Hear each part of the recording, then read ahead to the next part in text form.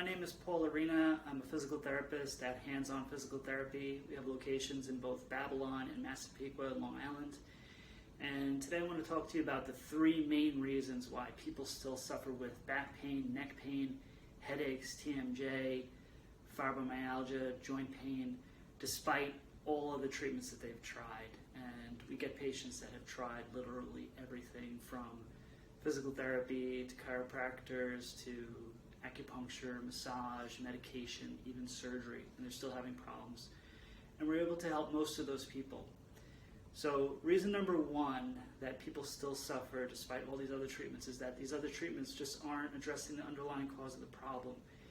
And what we find oftentimes is that the underlying cause of the problem are these tightnesses or restrictions that develop within our connective tissues.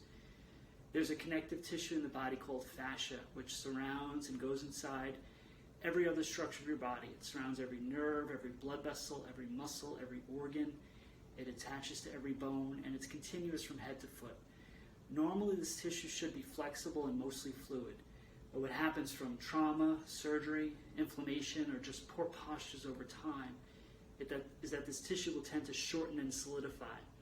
As it shortens and solidifies, it'll compress all the structures that lie inside of it, including nerves, which are pain sensitive. Because it attaches to bones, as it shortens, it'll compress joints. It'll pull the body out of proper alignment. So as we develop these fascial restrictions, we develop these problems, and people just aren't addressing these fascial restrictions.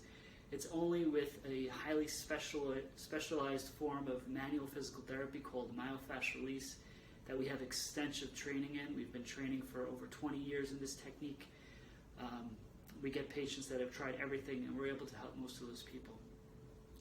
The second main reason why people still suffer with all these different problems, despite all the treatments that they've tried, is that oftentimes their pelvis is still out of alignment. It's not balanced.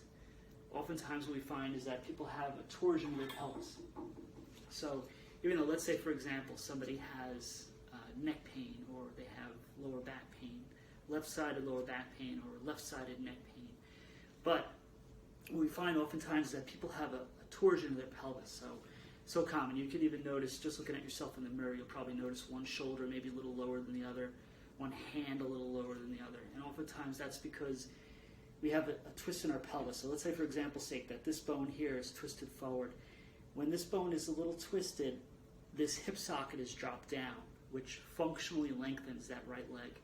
Then over time, because of that functionally longer right leg, one hip gets shoved up higher than the other. We call that an upslip.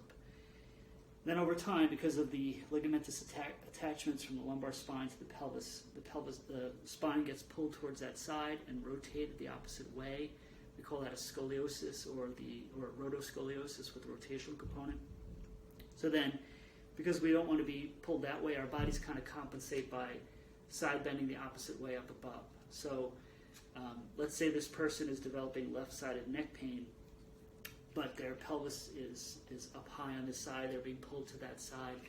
The muscles on the opposite side of the body have to brace against that. Otherwise, we'd kind of be pulled to that side. So we might develop pain and spasm on this side, when oftentimes the true cause of the problem is coming from down below, from the pelvis being twisted, and because of that, a leg length discrepancy over time.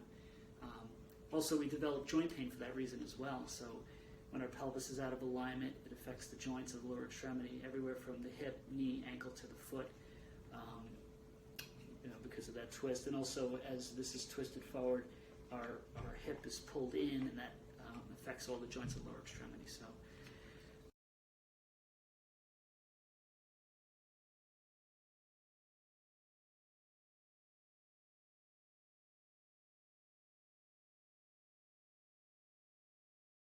The third main reason why people still have problems despite all these treatments that they've tried is that oftentimes the true cause of their back pain or neck pain is coming from the front of their spines. So particularly with the lower back, oftentimes the psoas muscle is involved. This muscle gets tight in just about everybody. We sit so much, we drive so much, and so we develop tightness into our hip flexors. But even though this muscle is a hip flexor, as we're standing, it becomes a trunk flexor. So as we're standing, it'll pull our spines forward. Then over time, all the muscles in the back, they have to brace against that. Otherwise, we'd fall forward. So we develop pain and spasming in through the back of our lower back. But oftentimes, the true cause is coming from the front through the psoas muscle. And for neck issues, many people have what's called a forward head posture. Heads are pulled forward, and that's really tightness in through the front of the neck and our chest area. Again, we're so tight here. We sit so much and drive so much, so everybody gets so tight in through here. So oftentimes the true cause of the problem is through the front of the neck, the chest, and that causes neck problems. The muscles in the back of our neck have to fight against that, and then we develop pain and spasm back there. So I hear from patients all the time, they go to traditional physical therapy and they have neck pain or back pain, and they're told to strengthen their backs or strengthen the muscles, and they'll be given exercises to strengthen between their shoulder blades, which is good, but a lot of strong people in pain, they still have problems, and the reason is that they're not addressing the underlying cause of the problem. So until you really release and stretch through the front of their neck, their chest area, the problem will never resolve. And then it's good to add the strengthening exercises, but without releasing the underlying cause of the problem, there's still the dysfunction and the problem still remains. So give us a call, and I look forward to meeting with you. I'd be happy to answer any questions you may have, explain in more detail how it is that we can help you. But we specialize in a highly specialized form of manual physical therapy called myofascial release. Again, we've been training in this for over 20 years. You just can't equate the experience that we have with myofascial release with a therapist that maybe took one course and has used it for just a few months or a few years even. So we get patients that have had chronic pain for decades sometimes, and we're able to help most of those people despite them having surgery that didn't help, tried various other things. So